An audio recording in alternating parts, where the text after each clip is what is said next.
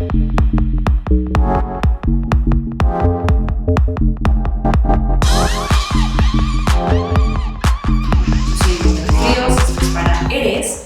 preguntarles cómo fue la invitación para hacer este documental y si fue fácil decir que sí, porque como comentaban, pues a lo mejor como que tenían ganas de tal vez producirlo ustedes. ¿Fue fácil soltar esa parte? Para mí sí. Sí, fue muy fácil. A mí me buscó Alexis para decirme que había tenido un acercamiento con Diego. Con Darío. Digo, con Darío, con quien había trabajado en otra producción en España. Y yo andaba como loco haciendo otras cosas. Le dije, socio, tú decídelo, cuenta conmigo, lo que decidas es lo correcto. Siempre hemos trabajado muy así, Sergio y yo, que eso es algo que mucha gente de repente no entiende, ¿no? Y eso, sin ponernos de acuerdo, si él dice que sí y yo opinaba que no, es sí. Si él lo vio por delante. Y si era al revés, si yo lo vi por delante y yo opinaba que no, y aunque él dijera que sí, era no. Y eso lo hemos respetado mucho. Y al final ha sido una gran combinación porque nos ha llevado ahora, pues a de repente tener estos momentos también, ¿no? Y también a tener momentos donde no nos ha ido bien. Y aunque yo estuviera ocupado, el simple hecho de saber que Alexis iba a estar ahí al pendiente, al tanto y todo, le dije, adelante, nomás avísenme qué días grabo, dónde grabo y ustedes decidan. Así que con la confianza total y absoluta. Esto fue fácil entonces. Sí. Vámonos a hace 30 años. ¿Qué tan difícil o qué tan fácil fue presentar su proyecto? ¿Alguien les dijo que no, se los querían tirar, lo intentaron muchas veces o fue como de adelante, encuérense? Déjame empezar, que vean el documental, pero voy a decir algo que ese es mérito de este señor. Cuando planteamos la idea y que yo les pregunto si se encueran y dice, sí, pero ¿qué vas a hacer? Quiero hacer esto. ¿Quieres socio? Véndeme la idea. Le dije, sí, necesito socio. Y eso fue como por octubre, noviembre. Y de repente como que hablamos unas cosas y lo dejamos ahí. Y yo me fui en diciembre de viaje. Y de repente llegué en enero y me dice, ven a verme. Y entonces ya voy a verlo y estábamos en su casa hablando y me dice, ya tengo el elenco. Le dije, ¿qué? Me dice, sí, ya hablé con fulano y vamos a ver porque ya se va a empezar a ensayar y vamos a ver esto, ok, ¿cómo? Sí, nada más nos falta tac y que veamos cómo vamos a hacer el show y todo. Entonces, ese fue un paso que impulsó a que la bola de nieve cayera. Esa bola de nieve la impulsó él. Ninguna idea funciona si no hay trabajo por detrás y eso es un mérito que pues nunca te lo voy a quitar, socio. Así es la verdad. Lo demás lo tienen que ver en el documental. Me encanta cuando dice eso. Yo ni me acordaba. Sí, te lo juro. Oye, fue un exitazo y obviamente pues ya, las cosas que pasaron, no las pueden cambiar, pero si pudieran hacer algo diferente, ¿qué hubieran modificado? Yo en lo personal, nada. Yo tampoco. Quizá por el hecho de cuidar la vida de una persona, de Edgar Ponce, haber evitado ese accidente, no sé cómo lo hubiéramos podido evitar. Si hubiera algo que me digan, oye, con esto hubieras evitado la muerte de Edgar, quizá eso sí lo cambiaría. De ahí en fuera, yo en lo personal no cambio absolutamente nada de la historia de Solo para Mujeres. Es que ese fue un evento extraordinario, fortuito a nosotros. Eso fue algo que sucedió, muy desafortunado, pero creo que además te voy a decir una cosa, siempre le hemos dicho el accidente de Solo. No fue un accidente, esa es la realidad. Desde mi punto de vista fue un homicidio, fue hecho con alevosía, con ventaja, con todo. Y cuando decimos el accidente, no fue un accidente.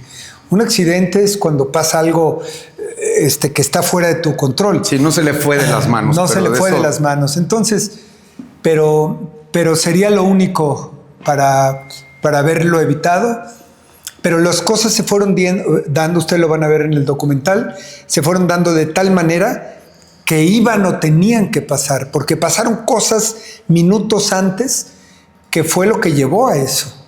Quiero hacer esta pregunta en dos partes. Quiero saber si el México del 2025 necesita un Solo para Mujeres y también al mismo tiempo preguntarles por qué hoy tendríamos que ver un documental de algo que pasó tal vez hace mucho tiempo. ¿Quieres empezar tú o empiezo? Adelante. Políticamente hablando, cuando se inició el show en 1999, vino el cambio de poder en nuestro país. Entró el presidente Vicente Fox y empezó a decir mexicanos y mexicanas. Nosotros, por azares del destino, empezamos a hacer el show meses antes de eso.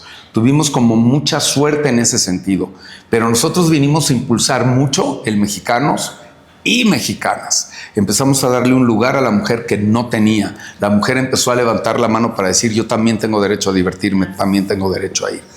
Creo que hoy, en el 2025, no nada más se necesita un solo para mujeres, sino se necesita un solo para todos dentro de la inclusión. Pero también hay que darle su justo lugar a cada cosa, a cada género, a cada momento de diversión. No sé probablemente cómo haría el espectáculo hoy en día, pero sí creo que todo mundo necesita de diversión, de esparcimiento, de distracción, y solo para mujeres siempre ha sido eso, porque quitarte la ropa ha sido lo menos importante. Esos son los últimos 10 segundos de cada canción. Lo que ves es un espectáculo que tiene una gran producción de luces, de sonido, de vestuarios, de caras, de cuerpos, de muchas cosas. Y espectáculos como solo para mujeres creo que se necesitan en el 99, en el 25 y se necesitarán todavía en el 40 o 50. Sí, yo estoy convencido que de una manera indirecta, sin habernoslo propuesto, porque no era el objetivo, logramos cambiar mucho la mentalidad de las personas, de los hombres, de las mujeres, de los políticos, de la religión de aquel momento. Bueno, hubo programas de intelectuales que hablaban, Monsiváis, que empezaron a hablar del fenómeno que era solo para mujeres. Y fue justamente por eso, porque se dio en una coyuntura de un cambio de gobierno además mucho más conservador. Hubo muchos estados en donde no nos permitían entrar porque tenían que ir a cabildo.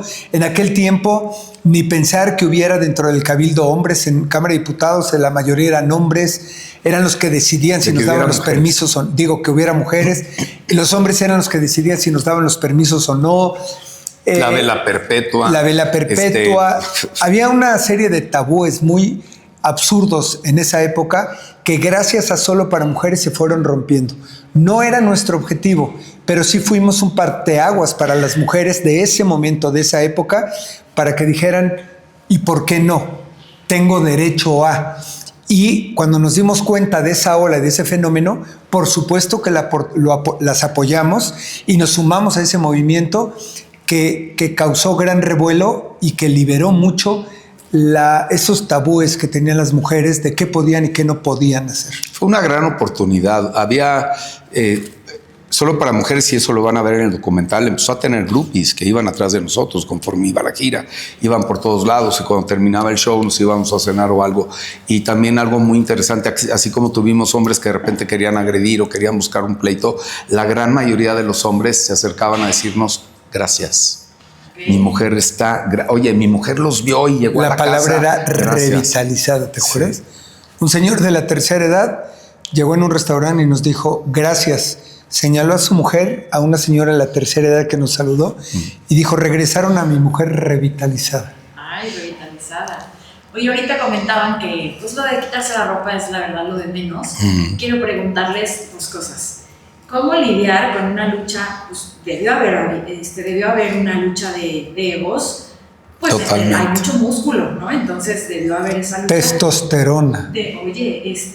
¿Cómo lidiar con eso? Y ¿qué era necesario para ser parte del elenco? Porque no creo que solamente fuera tener un buen cuerpo, supongo que también, no sé, disciplina, la selección talento. se hacía... ¿Era necesario talento? La selección se hacía de alguna manera natural, porque tanto Sergio como yo invitábamos a la gente, íbamos buscando... El show fue avanzando y fue cambiando, de repente se integraron luchadores o se integraron conductores o gente que había estado probablemente en algún reality en ese momento o lo que sea, pero siempre en Solo para Mujeres se quedaba el que tenía los pantalones de quitarse los pantalones, y lo decíamos así porque la gente decía, ¿cómo me voy a encuerar?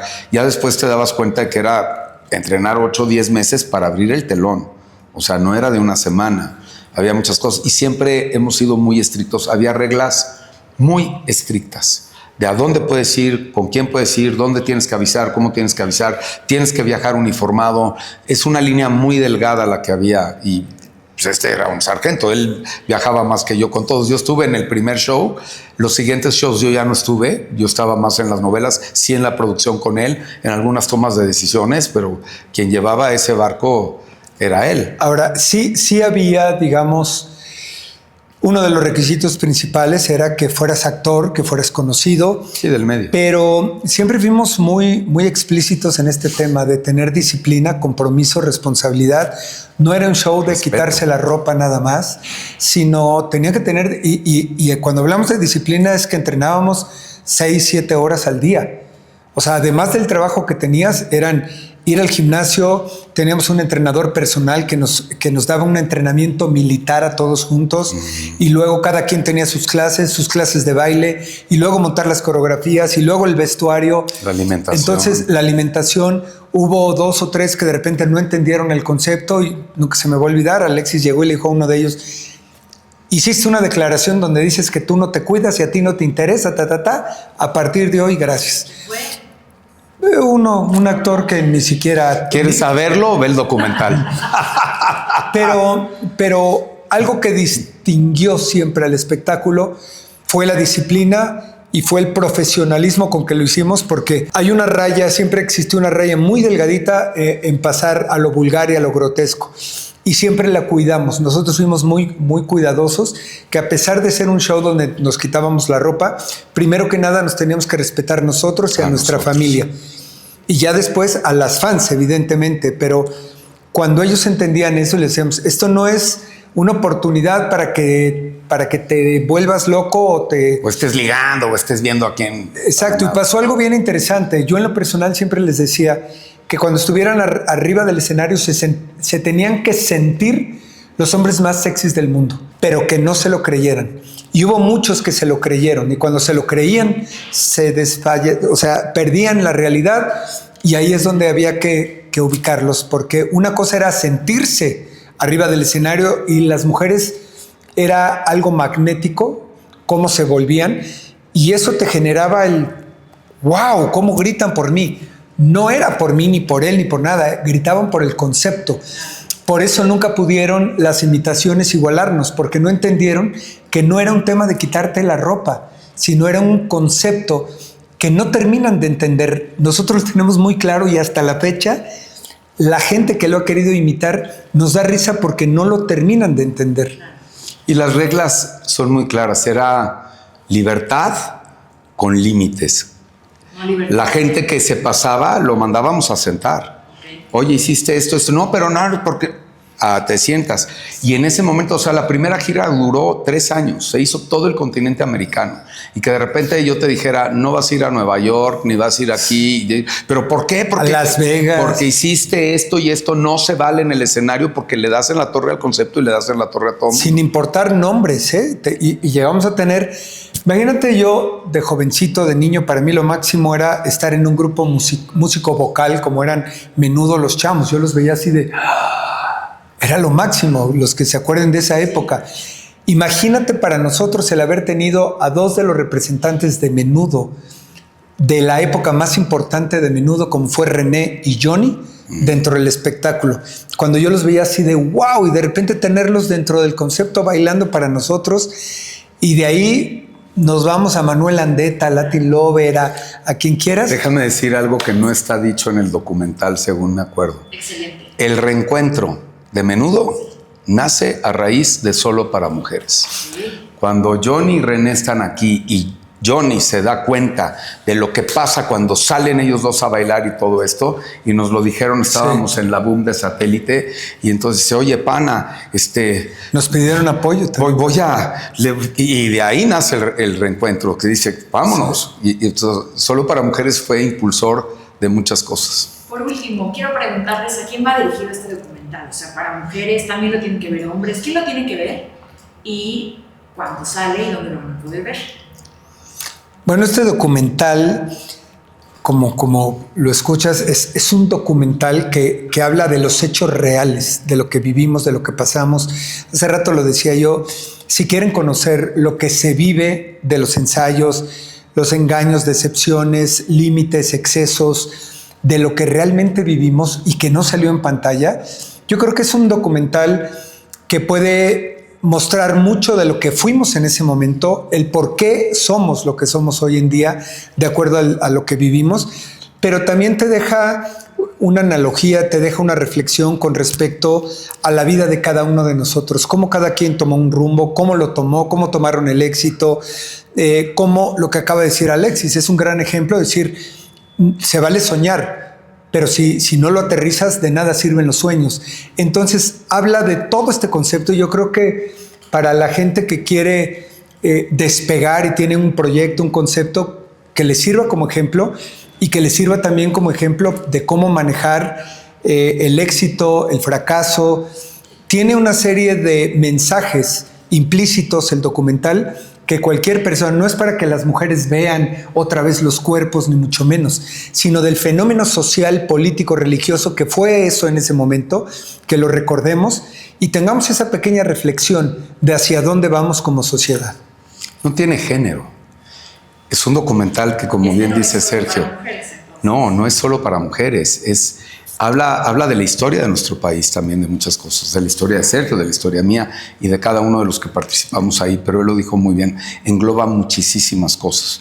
No tiene edad tampoco, ¿no? Lo puede ver una persona de la tercera edad, como lo puede ver una persona que tenga 18 o 20 años y que se entere de cosas. No se habla de morbo de físicos y de cuerpos, se habla de una historia de sí, tal cual lo voy a decir, el espectáculo más importante que ha tenido nuestro país en ese sentido, ¿no? No es un cantante es otra cosa. Esto es un espectáculo que viajó por todo el continente. Estuvimos a punto de ir a Europa y de ir a otros lados que finalmente no se concretaron ahí por otras cosas que fueron muy chistosas. Eso creo que sí lo platicamos. Pero pisamos los escenarios más importantes todos a nivel latinoamericano, incluyendo Estados Unidos, como el Jackie Gleason. Estuvimos en el Mandalay Bay de Las Vegas, en el Universal Amphitheater de Los Ángeles, Nueva York, Miami, Houston. En Nueva York están, y eso lo pueden googlear, solamente Menudo, y nosotros habíamos hecho que las calles se frenaran, se pararan, las mujeres estuvieran trepadas en los postes de luz para vernos, salíamos por la ventana, sacamos la mano y gritaban, los carros abollados de que estaban parados en los techos, la policía llevándose a las mujeres. Son cosas que en su momento yo creo que no las entendíamos. No entendíamos. No. Tal vez tú sí, porque tú estuviste Yo lo había vivido en Garibaldi, sí, y también los Menudo lo habían vivido de alguna manera, pero este documental habla retrata justamente es una época, un momento de cuál era nuestra ideología, nuestro pensamiento, cuáles eran las restricciones. Quizá hoy las nuevas generaciones pueden ver y decir, ¿cómo? ¿No podías ir, mamá, a ver el show de Solo para Mujeres? Porque hoy son muy abiertos y ver a un hombre desnudo, pero no es un una momento, mujer. Es un momento, una época de 26 años. Sí. El último show se montó en el 2017. Que yo hablo de un momento que puede ser 1 o 2 décadas, que cambió mucho la mentalidad de las personas, de los políticos, de que no entendían lo que pasaba y por qué se daba esto. Escuchar lo que hablábamos en el documental, hay políticos, hay empresarios, hay actores que hablan de lo que fue el fenómeno. Hay mucha gente que no lo entiende. Y no lo entienden. Hoy las generaciones dicen, ay, no sean mamones, ¿cómo que ustedes contribuyeron a la libertad de las mujeres, al feminismo? Sí. Porque no entienden el fenómeno social que vivimos en ese momento. Pero ya que lo ves y te das cuenta del proceso de lo que hacían las mujeres para irnos a ver, cómo se escondían, se tapaban, cómo en las iglesias los padres les decían que las iban a excomulgar si iban a vernos, los políticos nos querían meter a la cárcel, varias veces llegaron a detenernos porque nos decían, no se pueden quitar la ropa, y nosotros en el camerino era, ¿qué hacemos? Vámonos. Nadie nos va a limitar, no tienen por qué decirnos cómo hacer el show. Y si estamos aquí es porque la gente que está aquí viene a vernos como somos. Va y todos va. Y nos quitábamos la ropa y nos detenían y nos querían llevar a la cárcel y se armaba y eso habla justamente de la idiosincrasia, de la ideología de ese momento que estábamos viviendo. Hoy pues puede sonar como, pues ¿cómo? ¿Por qué te van a detener por ir a bailar, no? Pues eso era lo que pasaba. A toda la gente de Eres. No se pueden perder el documental de Solo para Mujeres. Yo soy Alex Ayala, él es Sergio Mayer. Solamente por ViX. No se lo pierdan, Solo para Mujeres. Ahí está toda la verdad.